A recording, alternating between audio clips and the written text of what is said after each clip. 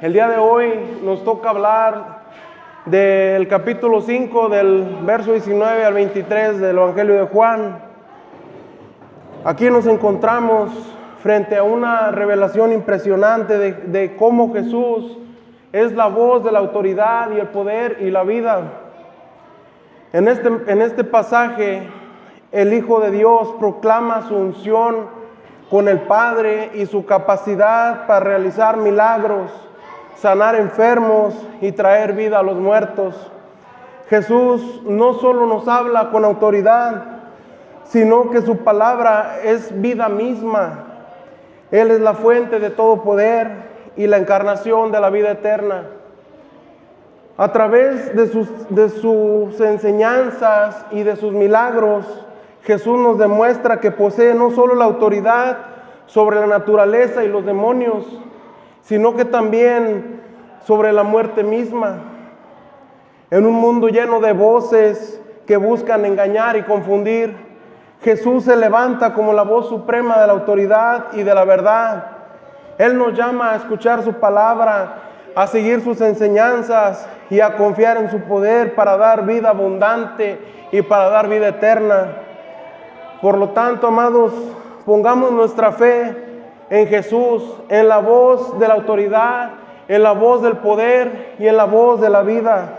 Que su palabra nos guíe nuestras vidas, que su poder nos sostenga en las pruebas, que Jesús sea nuestra luz en la oscuridad, nuestra fortaleza en la debilidad y nuestra esperanza en la desesperanza. Que su autoridad sea nuestra guía, su poder nuestra protección y su vida nuestra salvación. Gloria a Dios por Jesucristo, la voz de autoridad, de poder y de vida. Este es el estudio bíblico número 19 del Evangelio de Juan. Sean todos bienvenidos, que Dios bendiga sus vidas grandemente. En la reunión anterior mirábamos cómo juzgaban a Jesús por sanar enfermos en día sábado. Que a los religiosos, a los fariseos, a los doctores de la ley, les importaba más cumplir las leyes que la vida del prójimo. ¿Cómo fue que el paralítico confió en la autoridad de Jesús, que le dijo, levántate, toma tu lecho y anda? Que confió en que Jesús es Dios, que Jesús es soberano y que Él puede hacer todo. Jesús hoy en día es el mismo. Él sigue obrando milagros hoy en día. Él le interesa nuestro bienestar de cada persona, de cada hijo de Dios. Mirábamos de cómo el paralítico no le importó lo que pensaran de él, ni si lo iban a juzgar las leyes por cargar su camilla, sino que a él le importó solamente su alegría. A él le importó solamente ir y compartir ese testimonio de sanidad que hizo Jesucristo en su vida. Y que esta declaración de este hombre recién sanado desencadenó una serie de oposición para Jesús. Que los fariseos se esforzaron más y más por encontrar la forma de matar a Jesús. Ya no era solamente por violar la ley del día de descanso, sino que ahora también ya era porque Él se decía ser el Hijo de Dios. Y hoy nos toca ver del verso 19 al 23. Son solamente 4 versículos muy cortos, pero que tienen una grande profundidad. Me gustaría que lo leyéramos en Juan 5, del 19 al 23. Dice, entonces Jesús explicó, les digo la verdad, el Hijo no puede hacer nada por su propia cuenta, solo hace lo que ve que el Padre hace. Todo lo que hace el Padre también lo hace el Hijo. Pues el Padre ama al Hijo y le muestra todo lo que hace. De hecho, el Padre le mostrará cómo hacer cosas más trascendentes para que el sanar a ese hombre. Entonces, ustedes quedarán realmente asombrados. Pues así como el Padre da vida a los que resucita de los muertos, también el Hijo da vida a quien Él quiere. Además, el Padre no juzga a nadie, sino que le ha dado al Hijo la autoridad absoluta para juzgar, a fin de que todos honren al Hijo, así como honran al Padre. El que no honra al Hijo, por cierto, tampoco honra al Padre quien lo envió. Aquí en el verso 19, miramos en este versículo que Jesús le está diciendo a los judíos que Él no actúa por su propia cuenta, sino que Él hace todo lo que es la voluntad del Padre, todo lo que el Padre le manda hacer. Jesús está demostrando en este verso su humildad y la sumisión de Él a la autoridad y a la dirección de Dios. A pesar de que Él es el Hijo de Dios, Jesús modela un ejemplo de obediencia y de una dependencia total del Padre que está en los cielos. En este verso nos deja una importante lección, porque aquí vemos cómo el mismo Hijo de Dios buscaba hacer la voluntad del Padre. Él buscaba su guianza. Y amados, nosotros como hijos de Dios también debemos buscar primero hacer la voluntad de Dios. Debemos buscar la guianza del Espíritu Santo. No debemos actuar por nuestra propia cuenta. Debemos obedecer la palabra y la voluntad de Dios. En el libro de Josué, en el primer capítulo, verso 8, nos deja una revelación muy importante. Nos dice que debemos obedecer y meditar en la palabra de Dios, porque la Biblia es un libro de instrucciones que nos darán a nosotros una vida próspera, y dice el verso que te irá bien. A veces podemos caer en la tentación de actuar impulsivamente o confiar en nuestro propio entendimiento, pero debemos recordar la importancia de buscar la dirección de Dios en todas las áreas de nuestra vida. En el libro de los Hechos podemos ver el mover de la primera iglesia. Podemos ver ahí, podemos notar cómo los apóstoles no se movían de un lugar a otro nada más porque ellos querían. Ellos se movían solamente porque eran guiados por el Espíritu de Dios. Ellos obedecían la voz del Espíritu Santo y salían y seguían a predicar, actuando bajo la voluntad de Dios. Y ahora nosotros también debemos de hacer lo mismo. Debemos seguir el ejemplo de Jesús. Debemos seguir el ejemplo de los primeros seguidores de Jesús, de los apóstoles. Debemos meditar en la palabra de Dios y en su voluntad, así como lo dice en Josué 1:8. Al igual que Jesús sigue al Padre y hace todo lo que Él hace, nosotros también debemos seguir su voluntad y debemos seguir su camino. Si tú haces esto te va a ayudar a ti para que tomes decisiones sabias, decisiones agradables a los ojos de Dios. Y así, de esa misma manera, te someterías a la autoridad de Dios y confiarías en ese plan perfecto que tiene Dios para tu vida. Dice Jeremías que Dios tiene planes buenos para nosotros. Debemos de confiar en esa palabra, que Dios nunca va a querer tu mal, que Dios quiere que tú vivas bien, que Dios quiere que tú vivas en paz, pero Dios quiere que vivas también de su mano. Solos nosotros no podemos hacer nada. Nosotros necesitamos al Espíritu Santo. Si el Espíritu de Dios no está en nuestra vida será una vida vacía, una vida sin sentido, una vida sin propósito. Y me alegro el día de hoy de ver que se han destinado un tiempo para venir y escuchar la palabra de Dios, que han venido a recibir ese toque fresco del Espíritu Santo, de esa palabra que Dios te está mandando, de esa palabra que Dios tiene para ti hoy, de esa agua viva, del alimento espiritual que Dios nos ofrece.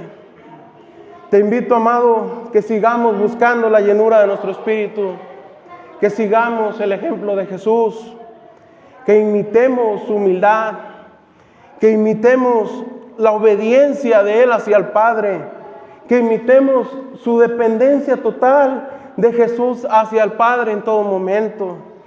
Que sigamos nosotros ese camino que Dios nos ha marcado, que sigamos en la voluntad de Dios, que vivamos de acuerdo con su propósito y que puedas experimentar de esa bendición sobrenatural que tiene Dios para tu vida.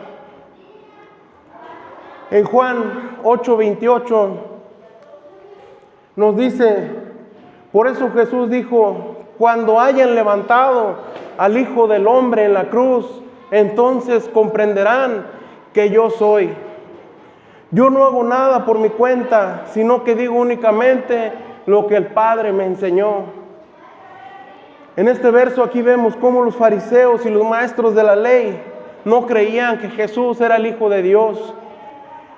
Cómo estos hombres, siendo unos maestros, unas personas que estudiaban la Biblia al pie de la letra, de un lado al otro, cómo es que estaban estos hombres cegados, cómo es que buscaban cualquier momento para confrontar a Jesús. Y aquí vemos nuevamente que Jesús les dice, yo no hago nada por mi cuenta. Jesús está diciendo, yo dependo del Padre, yo dependo de lo que Él me diga, para dónde voy, a quién sanar, a dónde ir, qué decir. Los fariseos no reconocían la divinidad de Jesús. Los fariseos no reconocían el poder que brotaba de Jesús. Y aquí vemos cómo Jesús se expresa nuevamente como Dios. Le dice Jesús, cuando vean levantar al Hijo del Hombre, sabrán entonces que yo soy. Hay veces que la incredulidad o la dureza de nuestro corazón no te permite ver la unción de una persona. Que miras a cualquier persona por ahí compartiendo el mensaje de Dios y a veces nos llenamos nuestra mente de tantas cosas y te cierras a tener esa humildad y de reconocer cómo Dios puede usar muchas personas para llevar su mensaje. Estos hombres fariseos tenían enfrente de ellos al Dios mismo. Tenían enfrente de ellos a quien les sopló vida a ellos para que ellos pudieran andar en ese entonces. Tenían enfrente de ellos a su Creador. Tenían enfrente de ellos al Todopoderoso, al Rey de Reyes, al Dios que gobierna con justicia, al Dios por el cual fueron hechas todas las cosas tan solo con su palabra. Lo tenían enfrente de ellos, al Dios que ellos mismos decían, yo lo estoy sirviendo, y sin embargo no lo reconocieron, no reconocieron la divinidad de Jesús. Por eso el versículo dice que a los suyos vino y los suyos no le recibieron. Y ahora el Dios vivo puede usar a quien Él quiera para que le sirva. Y nosotros tenemos que estar alerta con esto, de no caer en esa dureza de corazón, que no vayamos a bloquearnos de aceptar ese mensaje que Dios tiene para ti, que no endurezcamos nuestros corazones, amados.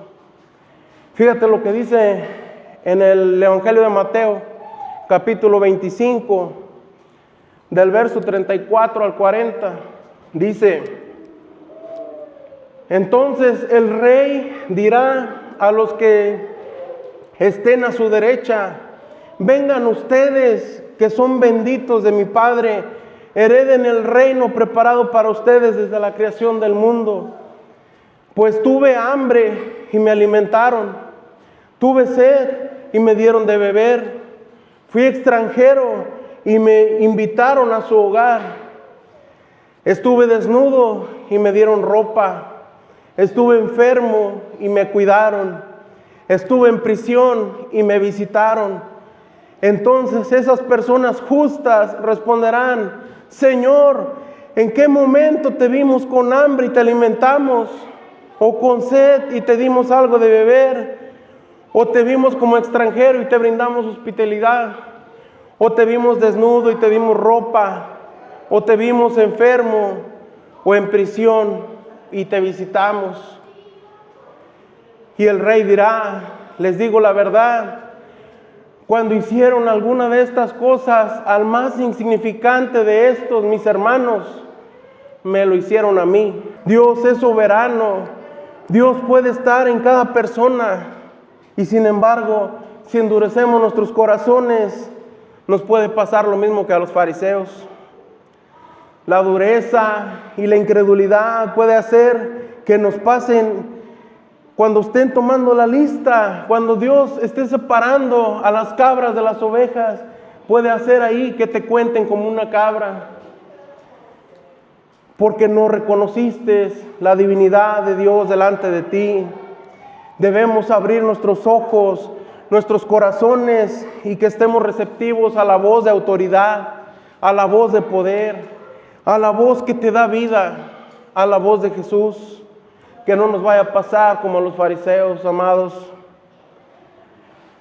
Fíjate en el capítulo 12, verso 49 de Juan.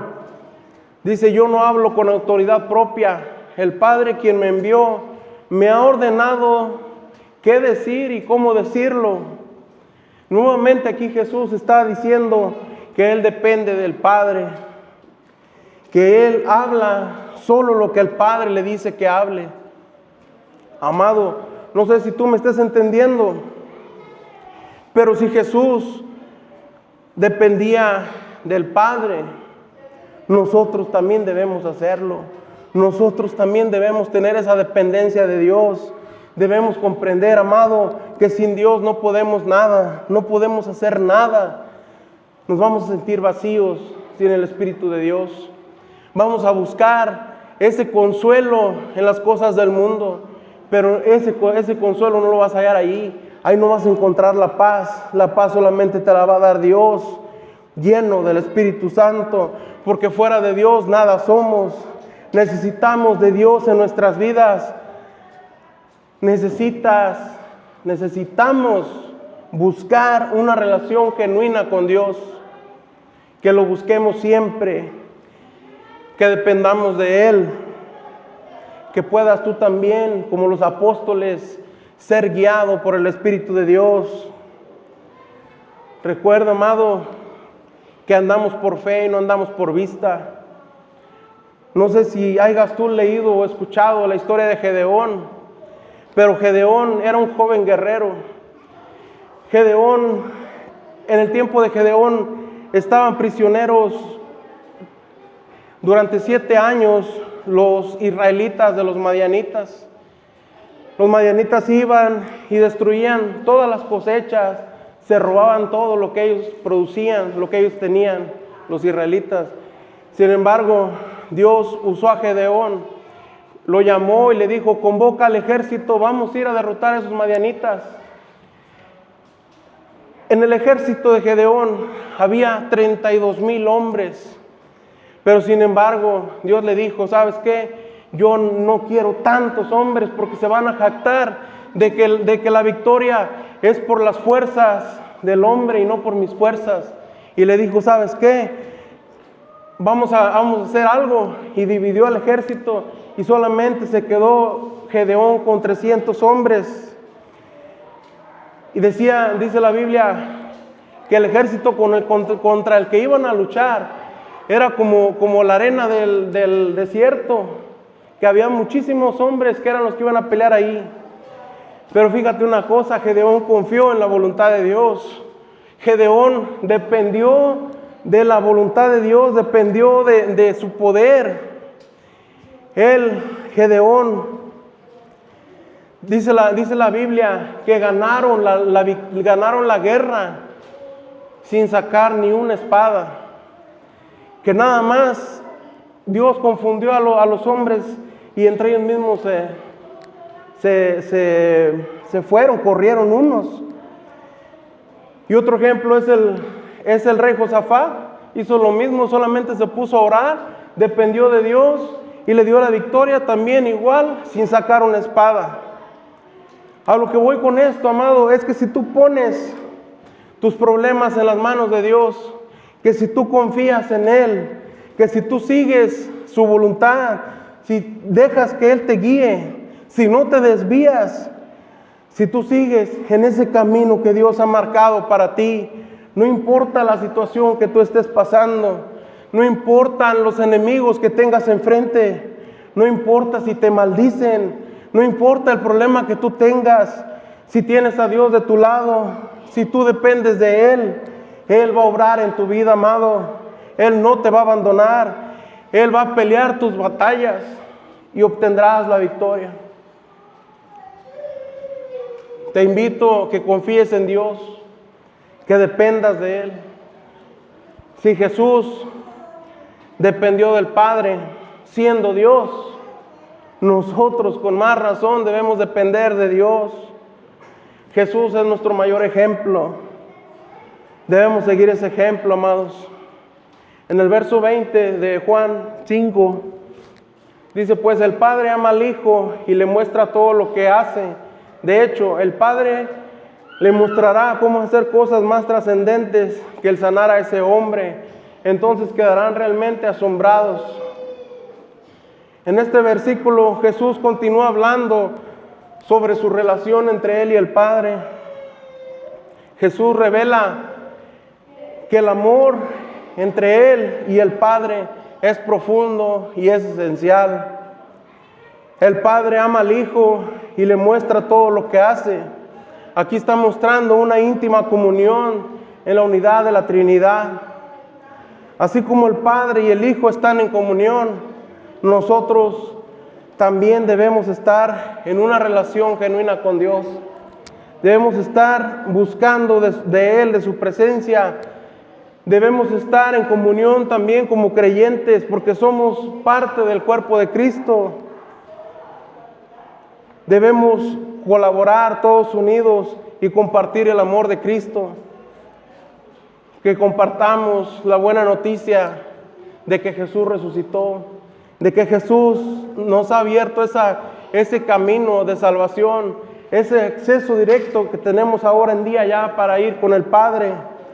Que seamos esa luz en este mundo de oscuridad, en este mundo tan necesitado, que sigamos el ejemplo de Jesús. Esta relación de amor y de confianza entre el Padre y el Hijo es la base de la colaboración y la cooperación en la obra redentora. Y es lo que debemos hacer nosotros también, compartir ese mensaje de salvación a los demás, que más personas conozcan ese amor que tuvo Jesús por nosotros, ese amor que tuvo el Padre, por el cual mandó a su Hijo para que derramara hasta la última gota de su sangre por cada uno de nosotros. Jesús también promete que el Padre le va a mostrar más cosas todavía mayores de una simple sanidad. Dice que le va a mostrar cosas que están por venir. Fíjate en Jeremías capítulo 33, verso 3, nos dice, pide y te daré a conocer secretos sorprendentes que no conoces acerca de lo que está por venir. En este versículo hay una profundidad inmensa. Aquí nos dice lo mismo, que el Padre nos mostrará cosas más asombrosas que el sanar a un paralítico. Aquí dice Jeremías que si le pedimos a Dios, Él nos mostrará cosas grandes, cosas sorprendentes que están por venir. Este versículo nos habla de cosas sobrenaturales de Dios, que Él nos va a mostrar muchas cosas que nosotros no sabemos. Pero la clave está en pedir.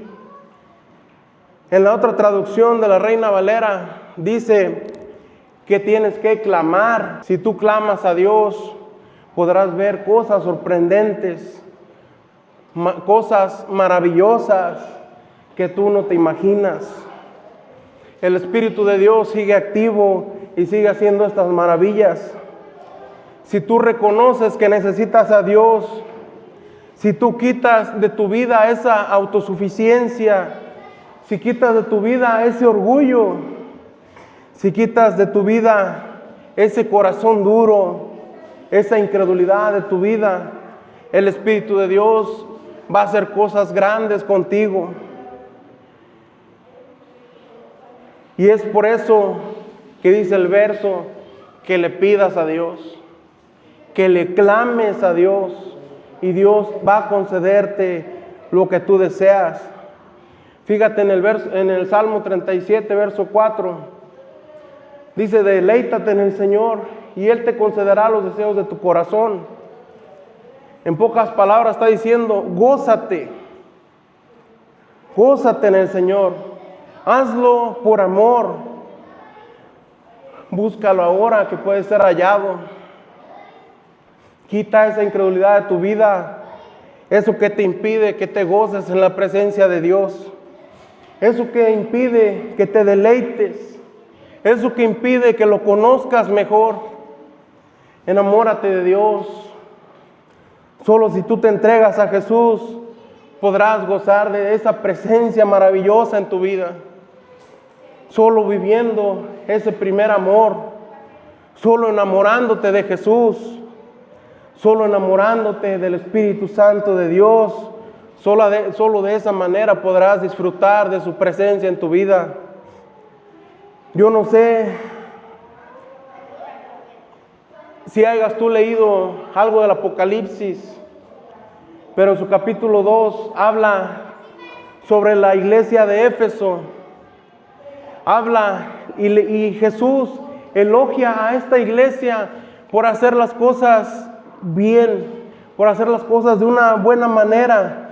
Pero les dice Él: yo tengo algo en contra de ti. A pesar de que has hecho las cosas bien en todo tu andar, tengo algo en contra de ti, y es que perdiste ese primer amor. Amado, yo no sé si tú ya hayas perdido ese primer amor, o tal vez apenas estás experimentándolo, o tal vez lo vas a experimentar, pero este es un llamado para que sigamos a Cristo de una manera que puedas tú demostrar su amor, que avives esa llama del Espíritu Santo en tu vida. Yo no sé si a ti ya se te haya apagado esa llama del Espíritu Santo en ti, si ya no estés viviendo ese primer amor, pero ya es hora de que avivemos ese fuego. Ya es hora de que vuelvas a hacer esas obras que hacías al principio. Ya es hora que vuelvas a orar a las horas de la madrugada que lo hacías.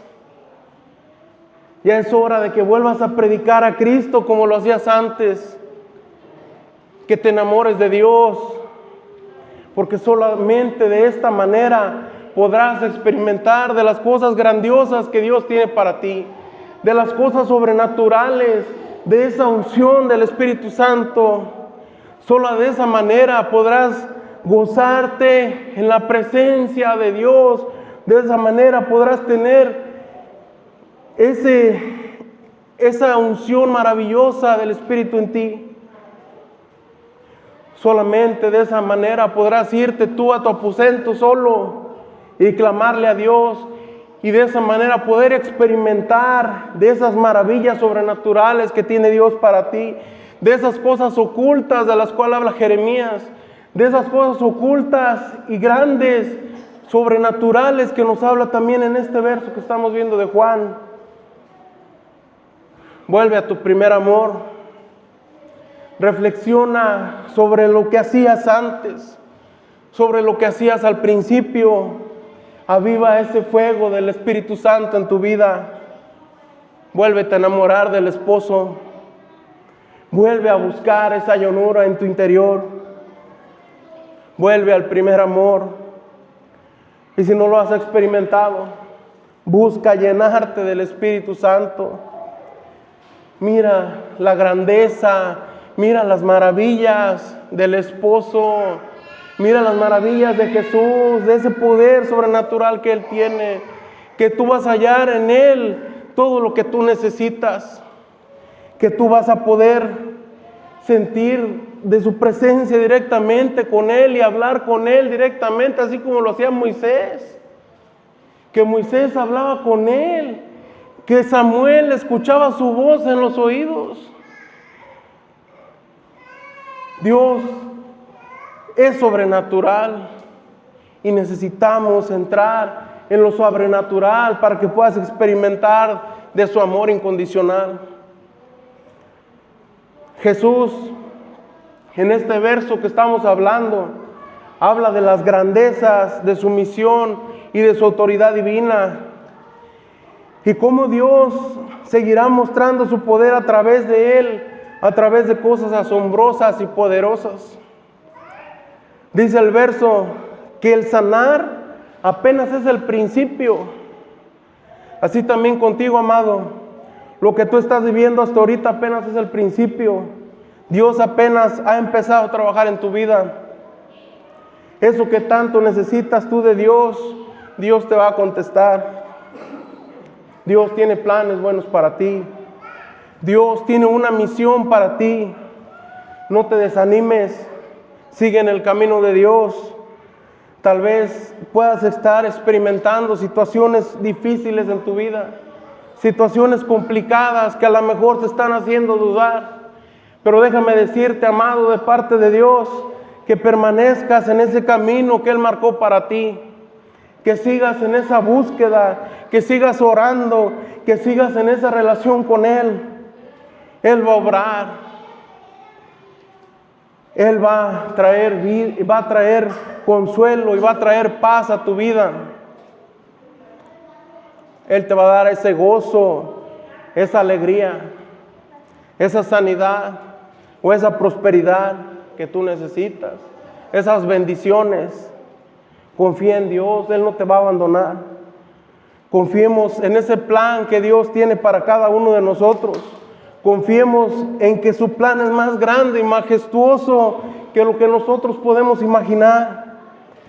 Que al igual que el Padre ama al Hijo y muestra todo al Hijo, podemos confiar nosotros también en que Dios va a hacer cosas grandes y maravillosas en nuestra vida, de que Él nos va a guiar por ese camino perfecto, por esos planes que tú ni te imaginas que tiene Dios para ti.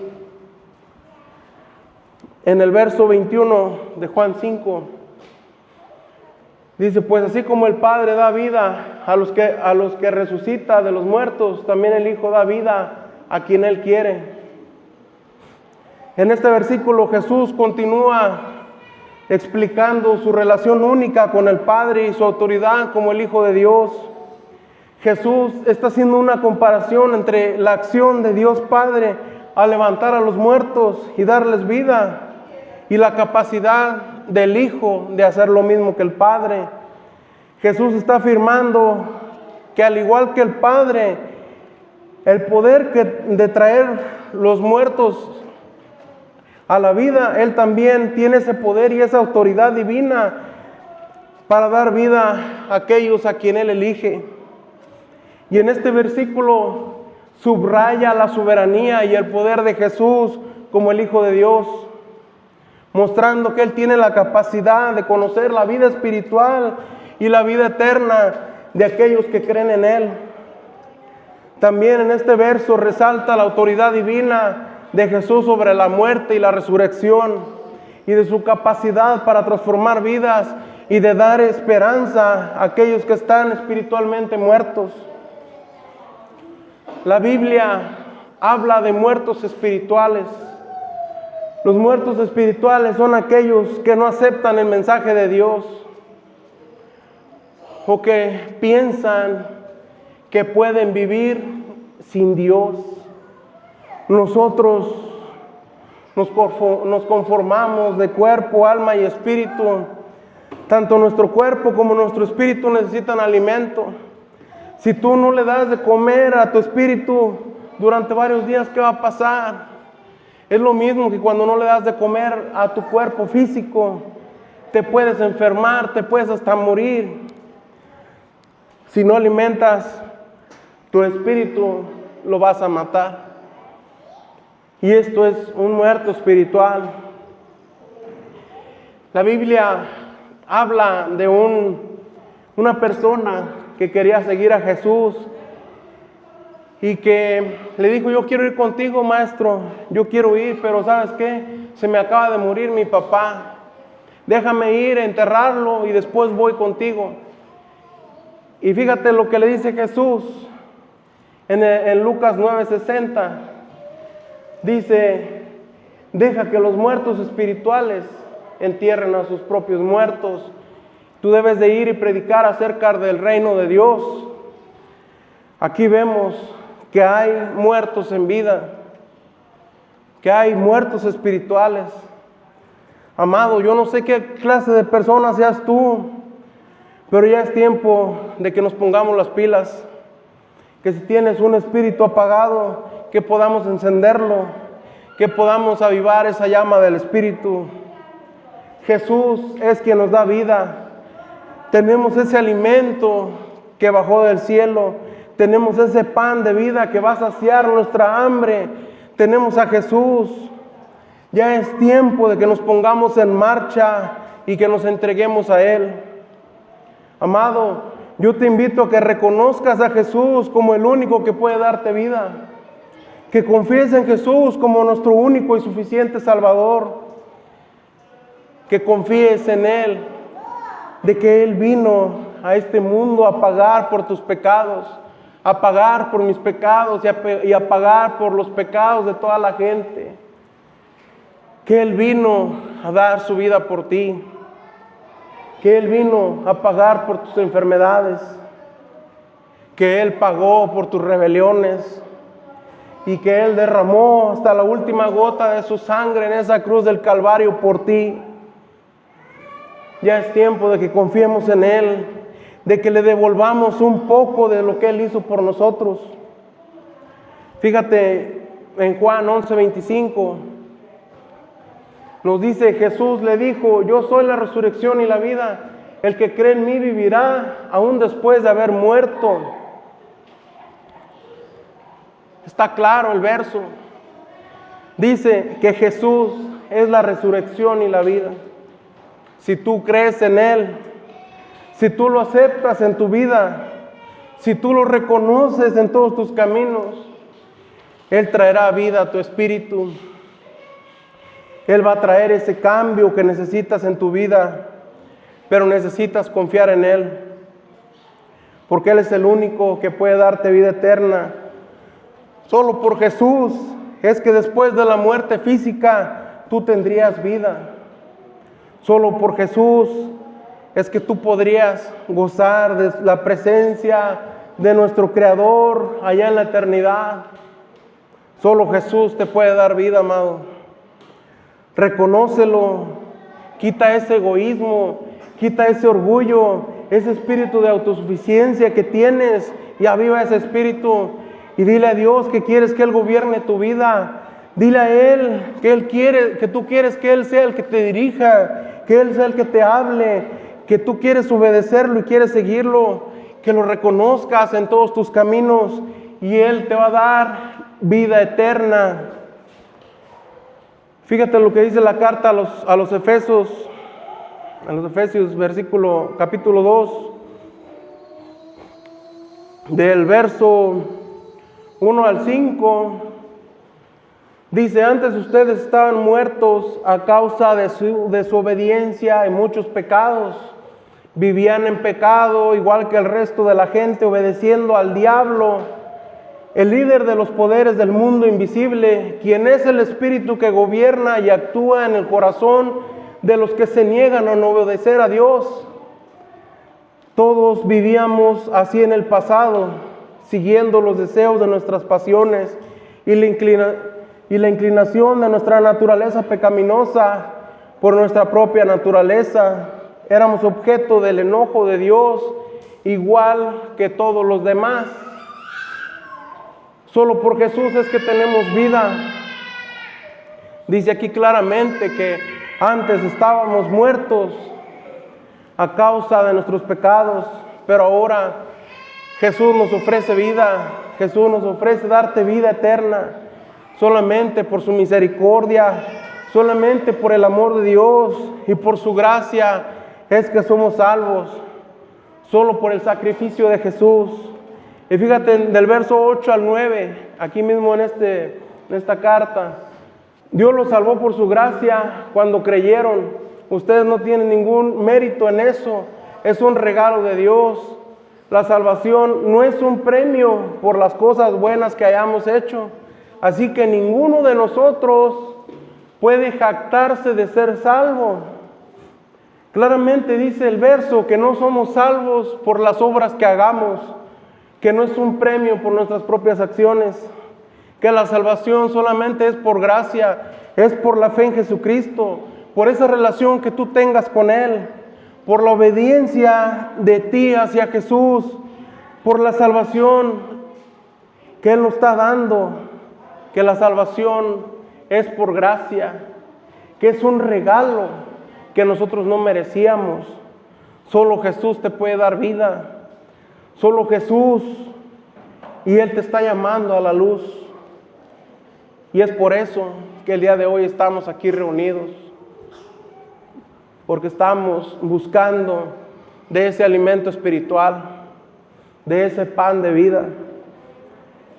Fíjate en el verso 22 de Juan, dice: además el Padre no juzga a nadie, sino que le ha dado al Hijo autoridad absoluta para juzgar.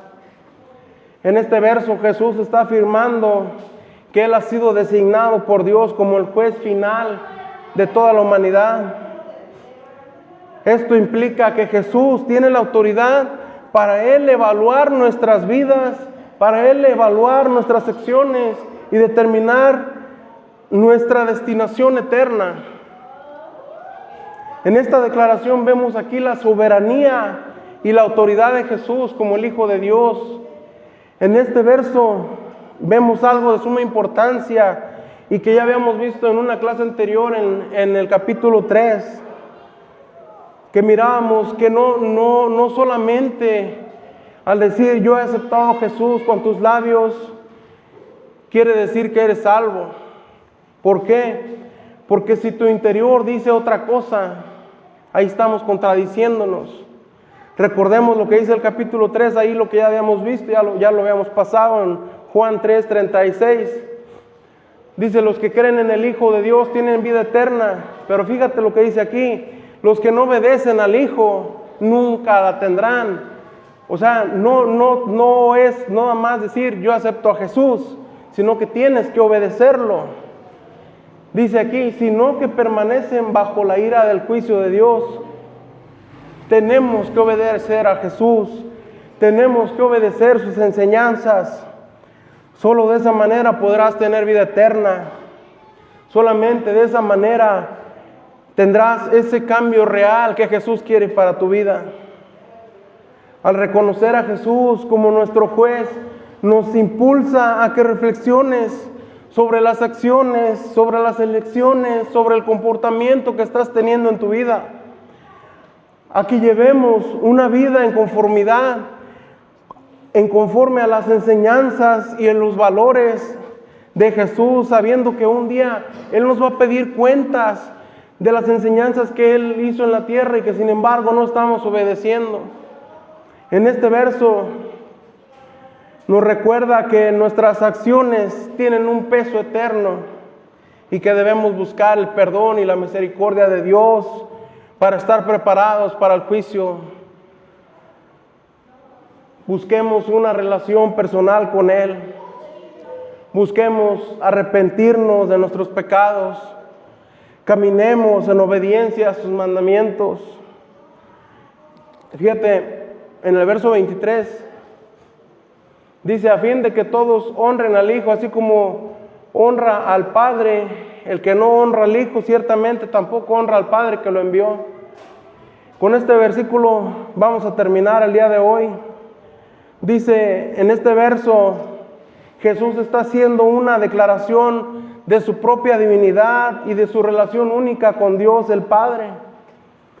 Él está afirmando que el honor y la adoración que se le dan al Hijo deben ser iguales que a los que se le dan al Padre. Jesús está diciendo que Él y el Padre son uno, y que tú, al mostrar honor y respeto al Hijo, se está demostrando lo mismo hacia el Padre. Este verso es de crucial comprensión, porque es una relación que tiene aquí de Jesús y Dios Padre. Que Jesús no simplemente nos está diciendo que Él es un profeta o que es un hombre justo, sino que Él está afirmando su divinidad y su posición igual con respecto al Dios Padre. Cuando tú honras al Hijo, estás honrando al Padre.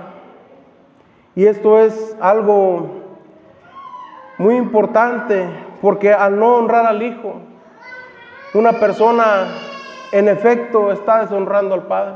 Si tú no honras al Hijo, estás deshonrando al Padre, porque no estás reconociendo la igualdad y la unidad en la Trinidad. Reconozcamos y honremos a Jesús como el Hijo de Dios, porque Él tiene la misma divinidad del Padre. Adoremos a Jesús en todo nuestro ser, obedezcamos sus enseñanzas, sigamos su ejemplo en nuestra vida diaria.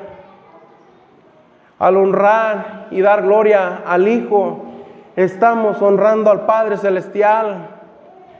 Estamos mostrando nuestra reverencia y amor por la Trinidad en su totalidad. Jesús es la voz de autoridad, de poder y de vida. Este fue el título que le puse para esta enseñanza, pero son muy pocos los versículos, pero tienen una profundidad tremenda cada uno. Y yo quisiera hacerlo en dos partes, porque sí está muy interesante. Por eso no sé si se han fijado en la portada, le puse primera parte, porque es algo de suma importancia, porque aquí notamos el poder y la autoridad de Dios. Notamos también cómo Jesús tiene la autoridad para juzgar, cómo Jesús tiene el poder total también, y cómo dependemos de Jesús para tener vida eterna. Y este es un tema muy hermoso, pero hasta aquí le vamos a dejar el día de hoy, hasta el versículo 23. Continuamos la segunda parte el viernes, primero Dios. Doy gracias a Dios por la vida de cada uno de ustedes que se han destinado un tiempo para venir a escuchar la palabra de Dios. Doy gracias a Dios por sus vidas y Dios los bendiga